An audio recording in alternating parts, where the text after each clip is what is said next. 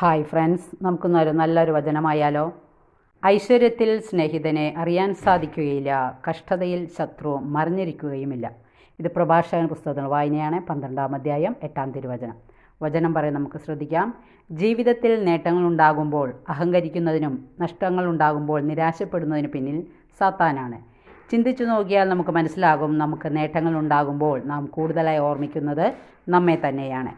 ആരോടെങ്കിലും വെറുപ്പുണ്ടെങ്കിൽ ഒന്നുകിൽ നാം ആ വ്യക്തിയുടെ മുൻപിൽ തോറ്റിട്ടുണ്ടാവണം, അല്ലെങ്കിൽ നമ്മെ തോൽപ്പിക്കാനുള്ള ശേഷി ആ വ്യക്തിക്കുണ്ടെന്ന് നാം കരുതുന്നുണ്ടാവണം.